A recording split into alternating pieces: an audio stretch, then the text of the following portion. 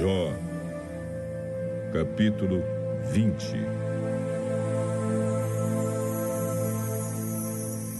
Então Zofar, da região de Naamá, em resposta disse: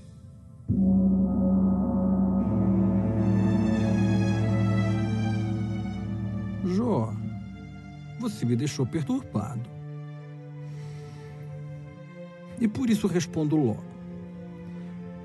As suas repreensões são um insulto, mas eu sei dar a resposta certa. Você sabe muito bem que desde os tempos antigos, desde que o ser humano existe na Terra, sempre foi assim. A alegria de quem é mau dura pouco.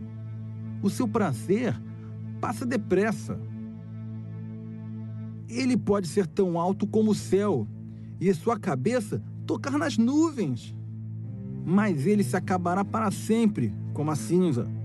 E os seus conhecidos não ficarão sabendo o que aconteceu com ele. Ele desaparecerá como um sonho, como uma visão da noite, para nunca mais ser visto. As pessoas que viviam com ele não o verão mais. Os seus filhos devolverão aos pobres aquilo que ele roubou, aquilo que ele ganhou desonestamente. O seu corpo jovem e forte logo virará pó. Para quem é mau, a maldade é doce. Ele a esconde debaixo da língua e fica com ela na boca para sentir bem o seu gosto. Mas daí a pouco, no estômago, ela vira um veneno amargoso. O homem mau vomita as riquezas que rouba. Deus as arranca do seu estômago. Ele toma veneno de cobra e esse veneno o mata. Quem é mau não terá o prazer de tomar leite e mel, que correm como rios. Ele terá de abandonar tudo o que ganhou com o seu trabalho e não poderá aproveitar as suas riquezas. E isso porque explora os pobres e os esquece. E rouba as casas dos outros em vez de construir as suas. Ele nunca está satisfeito com o que possui. Quer ter sempre mais e mais. Avança em tudo que pode, mas a sua prosperidade acabará. No ponto mais alto do seu sucesso, a miséria o atacará. Todo o peso da desgraça cairá sobre ele. Ele que enche a barriga. Deus descarregará sobre ele a sua ira. Deus fará chover sobre ele o seu furor. Mesmo que ele escape de uma arma de ferro, uma flecha com ponta de bronze o atravessará. Tirarão a flecha das suas costas e ela sairá brilhando com seu sangue. E o medo tomará conta dele. Tudo que ele ajuntou será destruído. Um fogo não aceso por mãos humanas acabará com ele e com toda a sua família. O céu mostrará os pecados dos maus e a terra se levantará para acusá-los. No dia em que a ira de Deus se derramar sobre eles, todas as suas riquezas serão destruídas. É isso que Deus faz com os perversos. É essa a recompensa que Ele guarda para os maus. Jó, capítulo 22.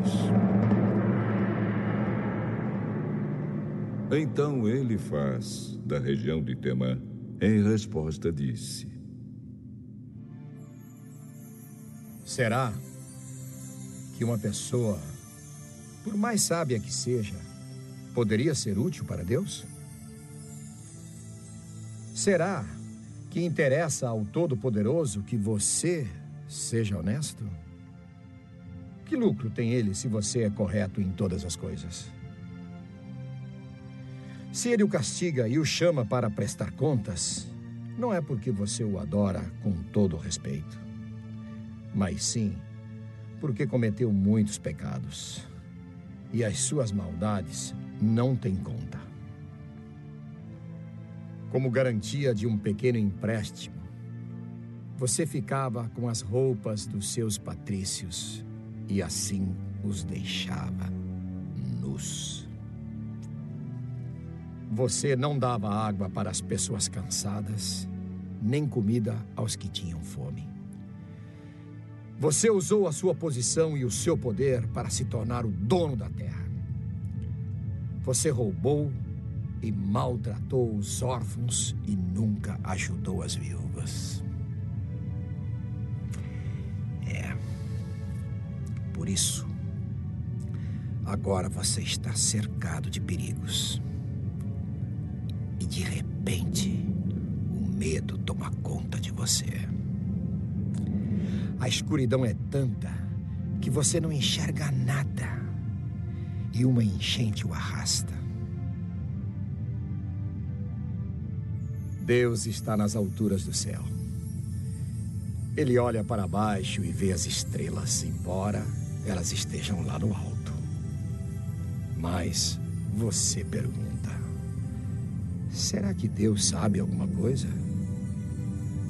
As nuvens escuras ficam no meio. Como é que ele pode nos julgar?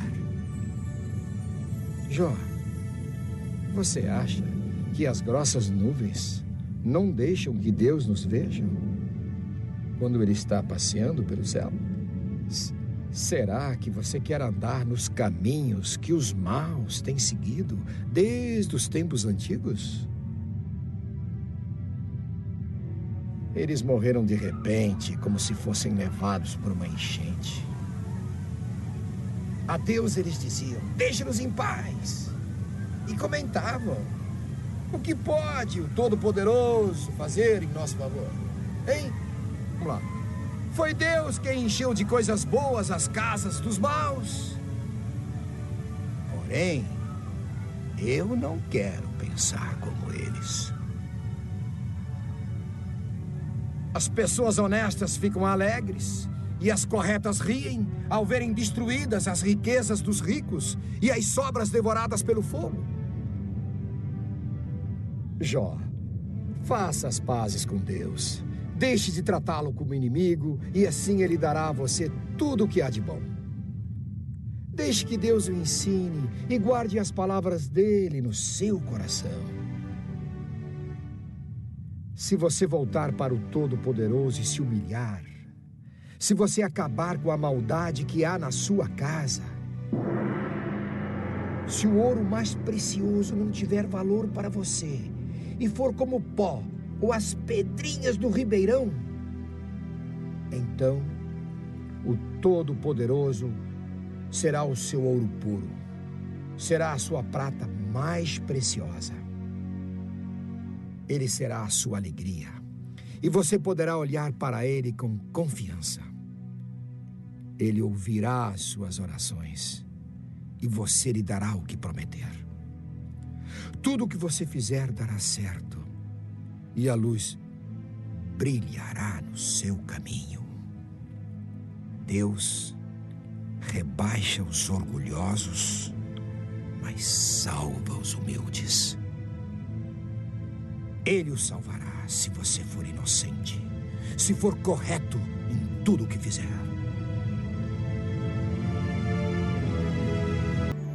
Jó, capítulo 23.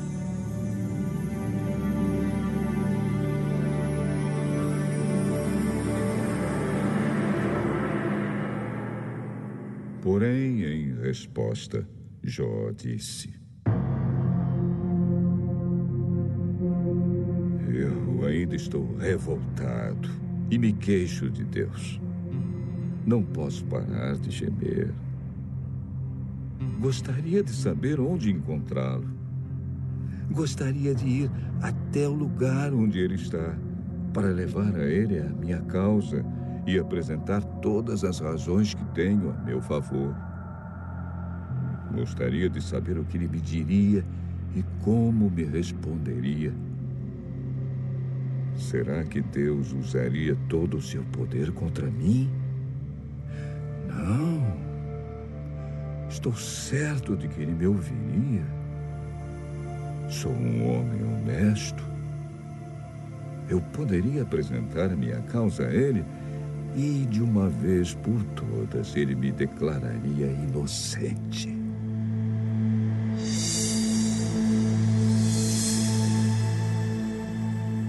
Eu procuro no leste, mas Deus não está ali. E não o encontro no oeste. E também não o vejo quando age no norte ou se esconde no sul. Mas Deus conhece cada um dos meus passos.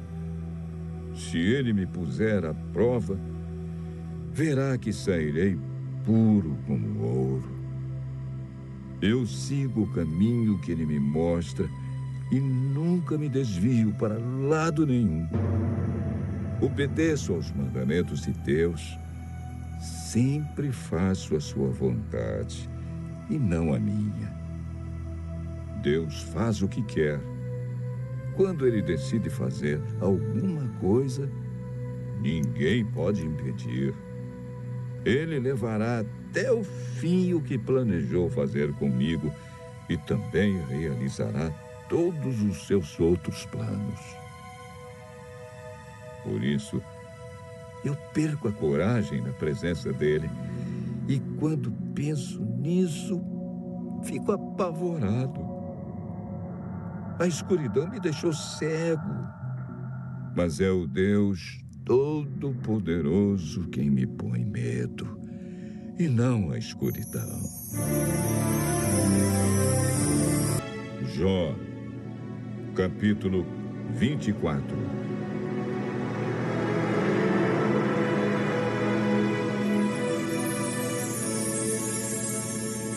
Por que o Todo-Poderoso não marca um dia para julgar, um dia para fazer justiça aos que são dele? Há homens que mudam os marcos de divisa para aumentar as suas terras. Eles roubam ovelhas e as põem no meio das suas. Levam jumentos que pertencem a órfãos e ficam com o boi de uma viúva como garantia de pagamento de empréstimo. Eles não respeitam os direitos dos pobres e forçam os necessitados a correr e se esconder. Como se fossem jumentos selvagens, os pobres andam pelo deserto procurando alimento para os filhos. Os pobres precisam trabalhar nas colheitas dos maus e apanham uvas para eles. Não têm cobertas para se cobrir de noite. Não têm nada que os proteja do frio. Nas montanhas, são encharcados pelas chuvas e procuram abrigo nas rochas. Os perversos pegam órfãozinhos e fazem deles escravos e recebem os filhos dos necessitados como pagamento de dívidas. Os pobres andam por aí, quase nus, e passam fome enquanto trabalham na colheita do trigo. Eles movem as pedras dos moinhos dos maus para fazer azeite e pisam as suas uvas para fazer vinho, mas morrem de sede durante esse trabalho. Os feridos e os que estão morrendo gritam nas cidades, mas Deus não escuta os seus gritos pedindo socorro. Os perversos odeiam a luz em todos os seus caminhos, em tudo que fazem, não querem saber dela. O assassino se levanta de madrugada para matar o pobre e de noite vira ladrão. O adúltero espera o cair da noite e cobre o rosto para que ninguém o veja. Os ladrões invadem de noite as casas. Eles não saem de dia, pois não querem nada com a luz. Eles têm medo da luz do dia, mas a escuridão não os deixa apavorados. O homem mau é arrastado pela enchente. As suas terras são amaldiçoadas por Deus e ele não volta a trabalhar na sua plantação de uvas. Como a neve se derrete no tempo seco e no calor, assim também o pecador desaparece da terra dos vivos. A própria mãe não lembra dele. Os vermes o devoram com gosto, e ele é esquecido por todos. O pecador é destruído como uma árvore que cai. Isso acontece porque ele nunca ajudou as viúvas, nem teve pena das mulheres que não podem ter filhos. Deus, com o seu poder, destrói os maus. Ele age e acaba com a vida dos perversos. Deus deixa que vivam seguros, mas fica sempre de olho neles. Durante algum tempo, os perversos prosperam, mas num instante secam como capim, são cortados como as espigas de trigo. Quem pode dizer que essas coisas não são assim? Será que alguém pode provar que não estou dizendo a verdade? Jó, capítulo 25. Então Bildade, da região de Sua, em resposta disse: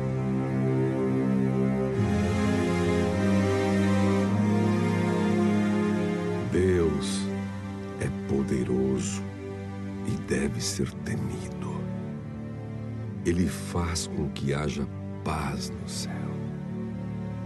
Será que alguém já contou os seus anjos? Haverá alguém sobre quem a sua luz não brilhe? Pode alguém ser correto diante de Deus? Pode um simples mortal deixar de ser culpado? Para Deus, até a lua não tem brilho e as estrelas têm defeitos. Que dizer então do ser humano, esse inseto? Que valor tem esse verme para Deus? Jó, capítulo 26.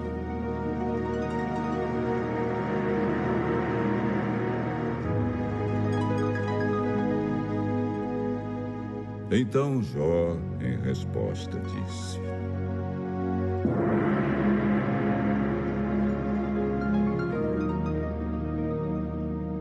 Bildade, eu estou fraco, sem forças. Como você me ajuda e me consola. Como você é bom para dar conselhos e gastar a sua sabedoria com um ignorante como eu. Quem foi que o ajudou a dizer essas palavras? Quem o inspirou a falar assim? Os mortos tremem de medo nas águas debaixo da terra. Para Deus, o mundo dos mortos é aberto. Não há cobertura que o impeça de ver o que lá acontece. Deus estendeu o céu sobre o vazio e suspendeu a terra por cima do nada. Ele prende a água nas nuvens e elas não se rasgam com seu peso. Ele cobre a cara da lua cheia, estendendo sobre ela uma nuvem. Deus separou a luz da escuridão por meio de um círculo desenhado no mar. Quando ele ameaça as colunas que sustentam o céu, elas se assustam e tremem de medo. Com o seu poder, Deus dominou o mar. Com a sua inteligência, derrotou o monstro Raabe. Com o seu sopro, Deus limpou o céu e com a sua mão matou a serpente fugitiva. Mas essas coisas são apenas uma amostra, um eco bem fraco do que Deus é capaz de fazer. Quem pode compreender a verdadeira grandeza do seu poder? Jó, capítulo 27.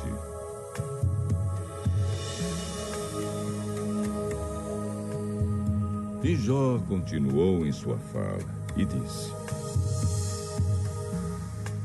Juro por Deus, pelo Todo-Poderoso, que não quer me fazer justiça e que enche de amargura o meu coração. Juro que, enquanto Ele me der forças para respirar, os meus lábios nunca dirão coisas más e a minha língua não contará mentiras. Nunca direi que vocês têm razão de me acusar. Enquanto viver, insistirei na minha inocência. Fico firme e não desisto de dizer que estou certo, pois a minha consciência nunca me acusou. Que todos os que são contra mim, os que são meus inimigos, sejam castigados como os maus, como os perversos. Que esperança terão os ateus quando Deus lhes tirar a vida? Quando estiverem em dificuldades, Ele não ouvirá os seus gritos, pois Deus não é a alegria deles, e eles nunca fizeram orações ao Todo-Poderoso. Vou ensinar a vocês como é grande o poder de Deus. Vou explicar os planos do Todo-Poderoso. Não é preciso, pois vocês todos já viram isso. Então, por que ficam aí dizendo bobagens?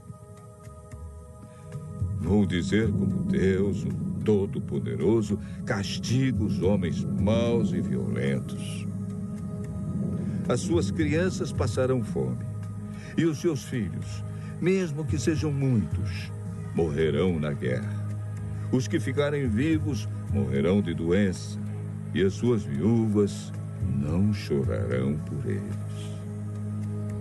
O perverso pode ajuntar prata aos montes, pode ter muita roupa, muita mesmo, mas algum dia uma pessoa direita usará essas roupas, e um homem honesto ficará com a prata.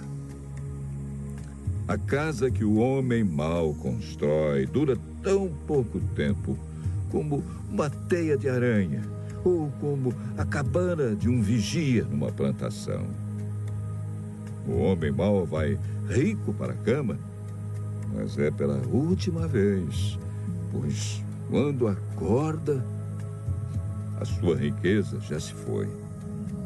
O terror o arrasará como se fosse uma enchente, e de noite a tempestade o jogará longe. O vento violento do leste o arrancará da sua casa, soprando contra ele sem piedade, enquanto ele faz tudo para escapar. Ele corre e o vento assobia e o apavora com seu poder destruidor.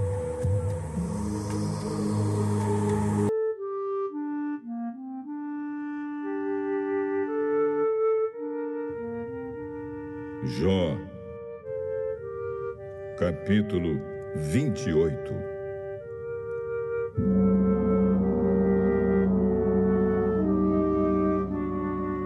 Há minas de onde se tira a prata, há lugares onde se refina o ouro. O ferro é tirado da terra e das pedras se derrete o cobre. Os mineiros levam luz para debaixo da terra. Eles exploram lugares profundos e ali, na escuridão, procuram minérios.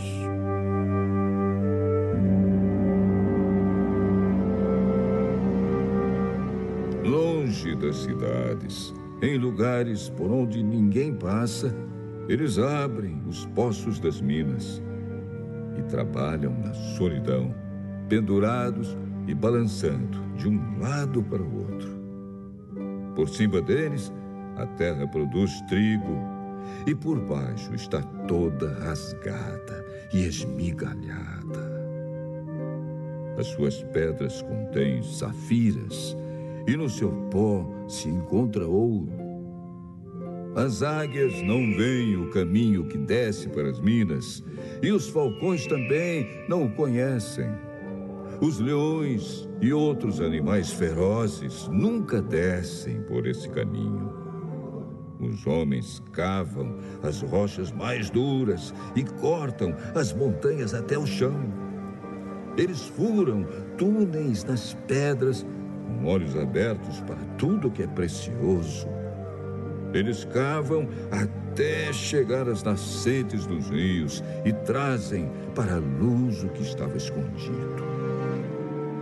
Mas onde pode ser achada a sabedoria? Em que lugar está a inteligência? Os seres humanos não conhecem o valor da sabedoria e não a encontram neste mundo. O oceano afirma: aqui não está. E o mar diz: aqui também não. Ela não pode ser comprada com ouro, nem trocada por prata. Não se compra a sabedoria com o ouro mais puro, nem com pedras preciosas, como a ágata ou a safira. Ela vale mais do que o ouro ou o vidro. Não se pode trocá-la por joias de ouro puro. Do coral e do cristal nem se fala. A sabedoria é mais valiosa do que as pérolas. O topázio da Etiópia não se compara com ela. E ela não pode ser comprada com o ouro mais puro. De onde vem, então, a sabedoria? Em que lugar está a inteligência? Nenhum ser vivo pode vê-la, nem mesmo as aves que voam no céu. Até a destruição e a morte dizem: nós apenas ouvimos falar dela. Só Deus conhece o caminho. Só Ele sabe onde está a sabedoria, porque a sua vista alcança os lugares mais distantes do mundo. Ele vê tudo o que acontece aqui na terra.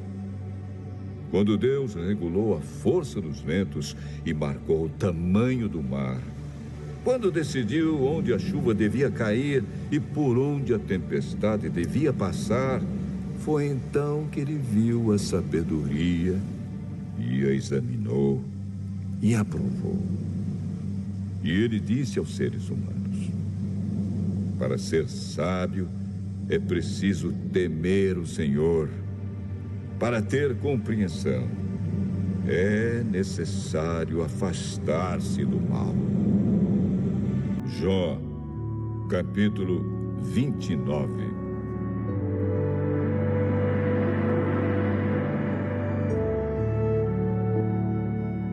E Jó continuou a sua fala e disse: se eu pudesse voltar meses atrás, para os dias em que Deus me protegia. Naquele tempo, Deus iluminava o meu caminho e com a sua luz eu podia andar na escuridão. Naqueles dias, eu estava bem de vida e a amizade de Deus era a proteção do meu lar. O Todo-Poderoso estava comigo e os meus filhos viviam ao meu redor. Em casa sempre havia leite à vontade e também azeite, tirado das oliveiras plantadas entre as pedras. Quando eu saía para a reunião do tribunal e me assentava entre os juízes, os moços me viam e abriam passagem, e os idosos se punham de pé. As pessoas mais importantes paravam de falar e ficavam em silêncio. As autoridades se calavam, não diziam mais nada. Quem me ouvia falar me dava parabéns. Os que me viam falavam bem de mim, pois eu ajudava os pobres que pediam ajuda e cuidava dos órfãos que não tinham quem os protegesse. Pessoas que estavam na miséria me abençoavam, e as viúvas se alegravam com meu auxílio. A minha justiça e a minha honestidade faziam parte de mim. Eram como a roupa que eu uso todos os dias. Eu era olhos para os cegos e pés para os aleijados. Era pai dos pobres e defensor dos direitos dos estrangeiros. Eu acabava com o poder dos exploradores e livrava das suas garras as vítimas. Eu pensava assim: vou viver uma vida longa e morrer em casa, com todo o conforto. Serei como uma árvore de raízes que chegam até a água, uma árvore que todas as noites é molhada pelo orvalho. Todos só falarão bem de mim e eu serei sempre vigoroso e forte. Todas as pessoas me davam atenção e em silêncio escutavam os meus conselhos. Quando acabava de falar, ninguém discordava. As minhas palavras entravam na cabeça deles como se fossem gotas de água na areia. Todos as esperavam, ansiosos, como se espera a chuva no tempo de calor. Eu sorria para aqueles que tinham perdido a esperança. O meu rosto alegre lhes dava coragem. Eu era como um chefe, decidindo o que eles deviam fazer. Eu os dirigia como um rei à frente do seu exército e os consolava nas horas de aflição. Jó, capítulo 30.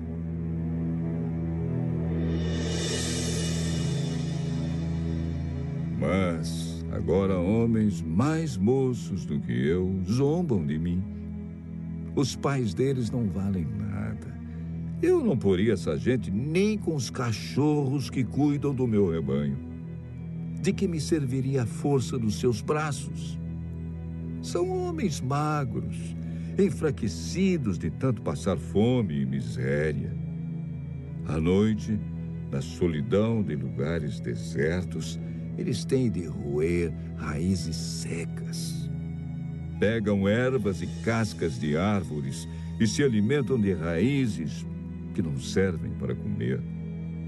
São expulsos do meio das pessoas que os espantam aos gritos, como se eles fossem ladrões.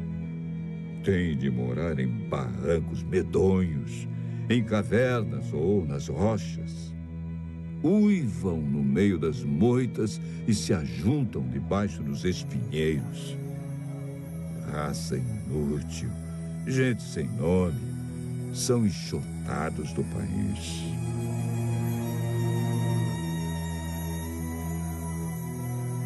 Mas agora essa gente vem e zomba de mim. Para eles eu não passo de uma piada. Sentem nojo de mim e se afastam e chegam até me cuspir na cara. Deus me enfraqueceu e me humilhou e por isso, furiosos, eles se viram contra mim. Essa raça de gente ruim me ataca, me faz correr e procura acabar comigo. Eles não deixam que eu fuja, procuram me destruir e ninguém os faz parar. Entram por uma brecha da muralha e no meio das ruínas se jogam contra mim. Eu fico apavorado. A minha honra foi como que varrida para longe pelo vento. A minha prosperidade passou como se fosse uma nuvem. Agora já não tenho vontade de viver. O desespero tomou conta de mim. De noite, os ossos me doem muito. A dor que me atormenta não para. Deus me agarrou pela garganta com tanta violência que desarrumou a minha roupa. Ele me atirou na lama. Eu não valho mais do que o pó ou a cinza.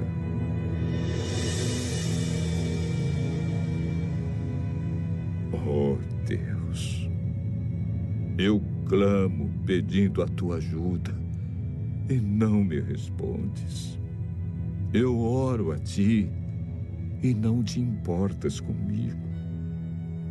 Tu me tratas com crueldade e me persegues com todo o teu poder.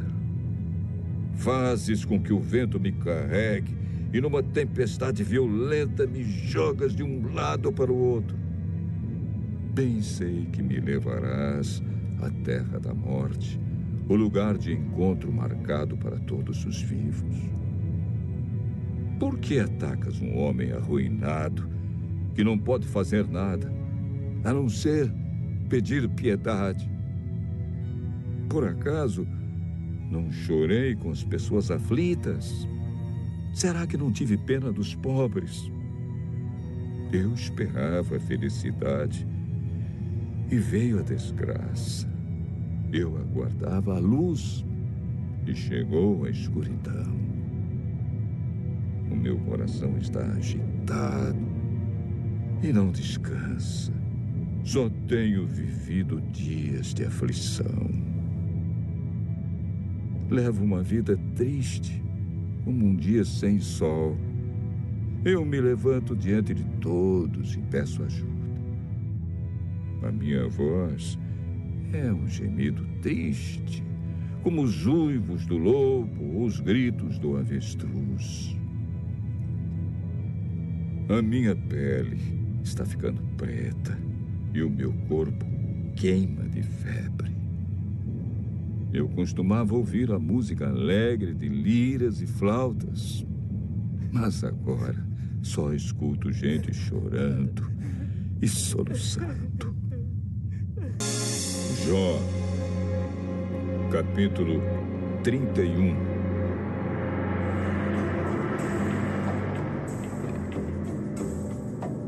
Eu jurei que os meus olhos nunca haveriam de cobiçar uma virgem.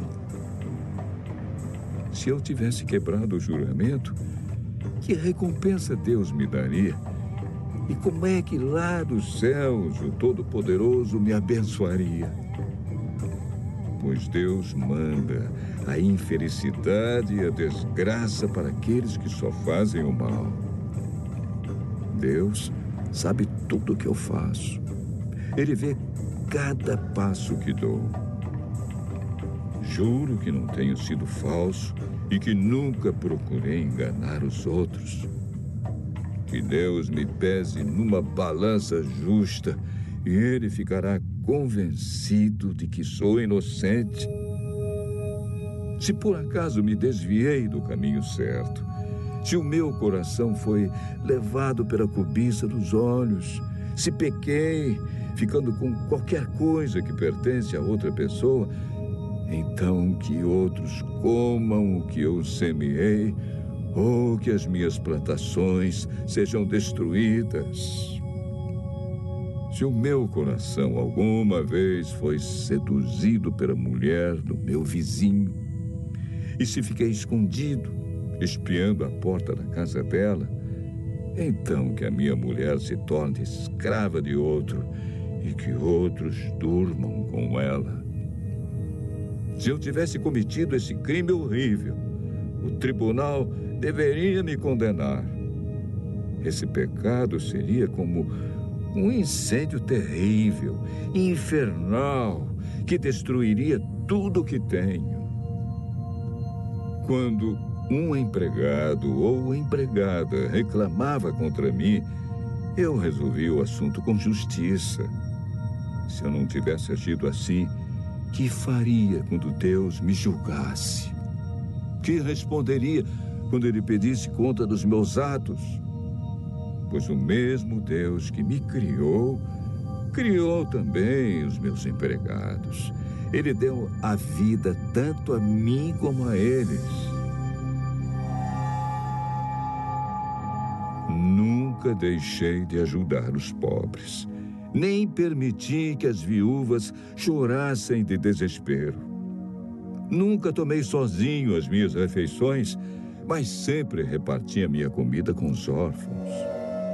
Eu os tratava como se fosse pai deles e sempre protegia as viúvas. Quando via alguém morrendo de frio por falta de roupa, ou notava algum pobre que não tinha com que se cobrir, eu lhe dava roupas quentes, feitas com a lã das minhas próprias ovelhas, e ele me agradecia do fundo do coração. Se alguma vez fui violento com o órfão, sabendo que eu tinha o apoio dos juízes, então que os meus braços sejam quebrados, que sejam arrancados dos meus ombros. Eu nunca faria nenhuma dessas coisas, pois tenho pavor do castigo de Deus e não poderia enfrentar a sua presença gloriosa. Jamais confiei no ouro. Ele nunca foi a base da minha segurança. Nunca me orgulhei de ter muitas riquezas, nem de ganhar muito dinheiro. Tenho visto o sol brilhar e a lua caminhar em toda a sua beleza.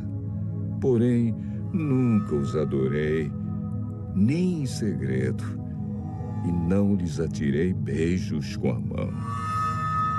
Se tivesse cometido esse terrível pecado, eu teria sido infiel a Deus que está lá em cima, e o tribunal deveria me condenar. Jamais me alegrei com o sofrimento dos meus inimigos, nem fiquei contente se lhes acontecia alguma desgraça. E nunca fiz uma oração pedindo a Deus que matasse algum deles.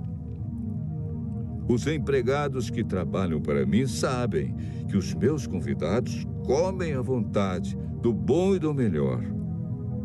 Nunca deixei um estrangeiro dormir na rua. Os viajantes sempre se hospedaram na minha casa. Jamais procurei encobrir as minhas faltas, como fazem algumas pessoas, nem escondi no coração os meus pecados. Nunca tive medo daquilo que os outros poderiam dizer. Não fiquei dentro de casa, calado, com receio de que zombassem de mim.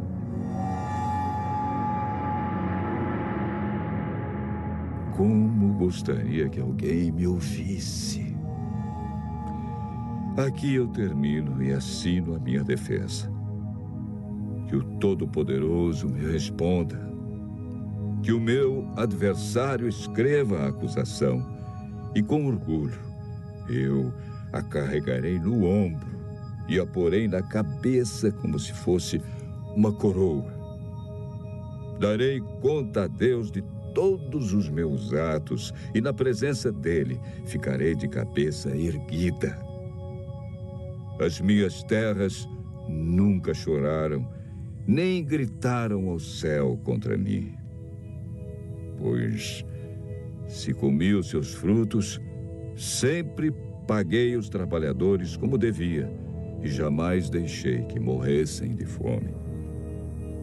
Se não estou dizendo a verdade, então que nas minhas terras cresçam espinhos em vez de trigo e mato em vez de cevada.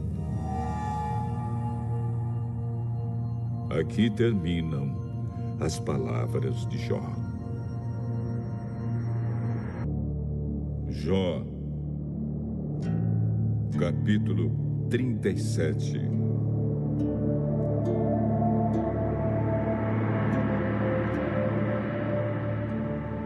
A tempestade me faz bater o coração como se ele fosse pular para fora do peito.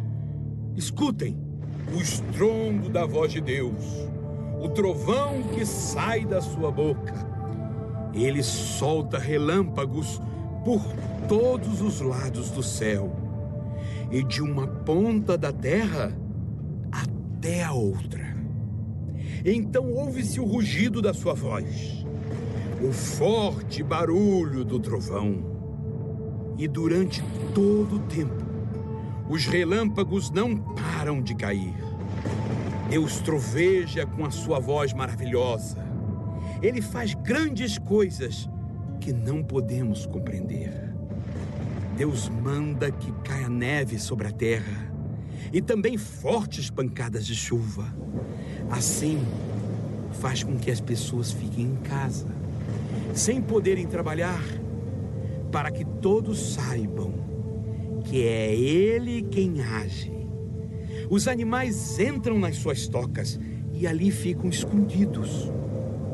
As tempestades violentas vêm do sul e o frio vem do norte. O sopro de Deus congela as águas, que assim ficam cobertas de gelo.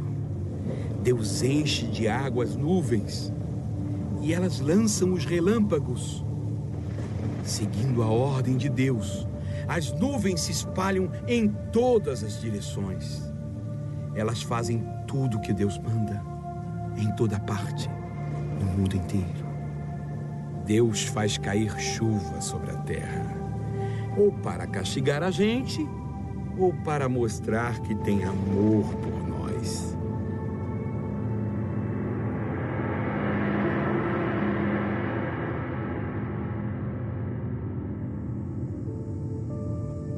Jó, para um instante e escute.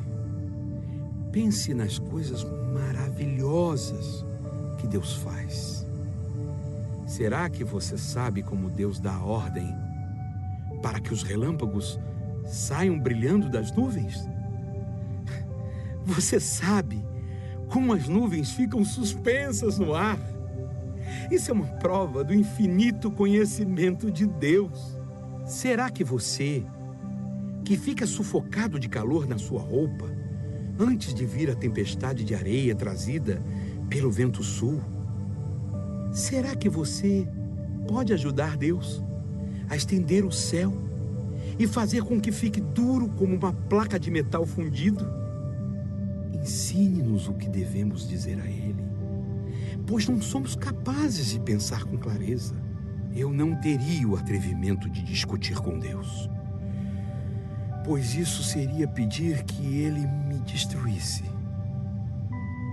Não é possível ver o sol quando está escondido pelas nuvens, mas ele brilha de novo depois que o vento passa e limpa o céu. No norte, vemos uma luz dourada e a glória de Deus nos enche de profunda admiração.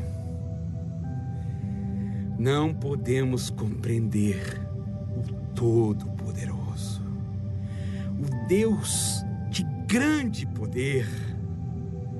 A sua justiça é infinita e Ele não persegue ninguém.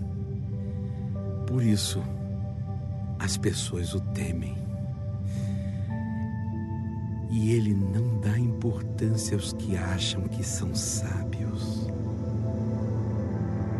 Jó, capítulo 38.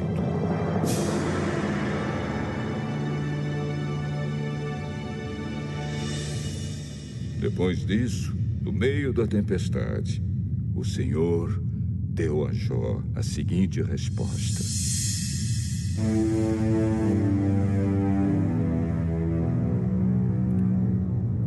as suas palavras só mostram a sua ignorância. Quem é você para pôr em dúvida a minha sabedoria? Mostre agora que é valente e responda as perguntas que lhe vou fazer. Onde é que você estava quando criei o mundo? Se você é tão inteligente, explique isso.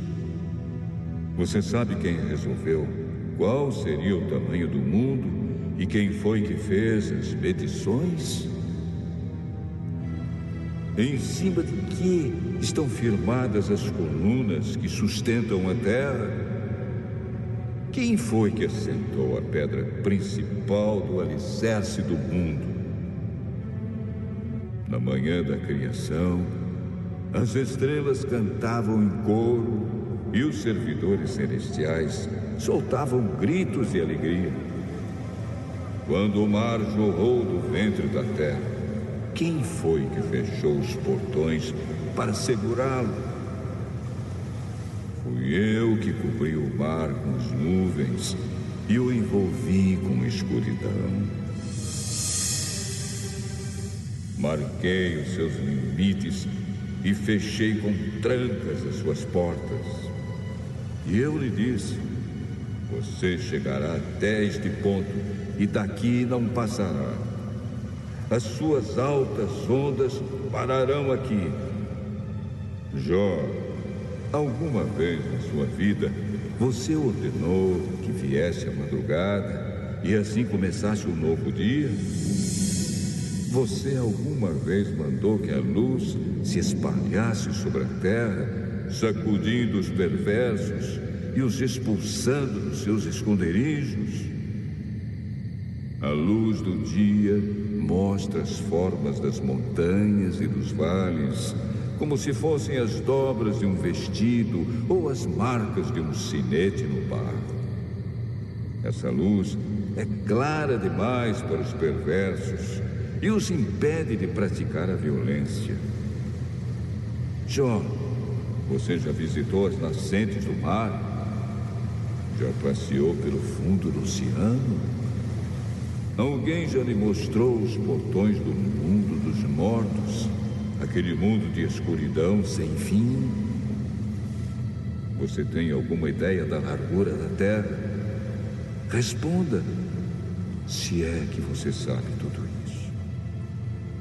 De onde vem a luz e qual é a origem da escuridão?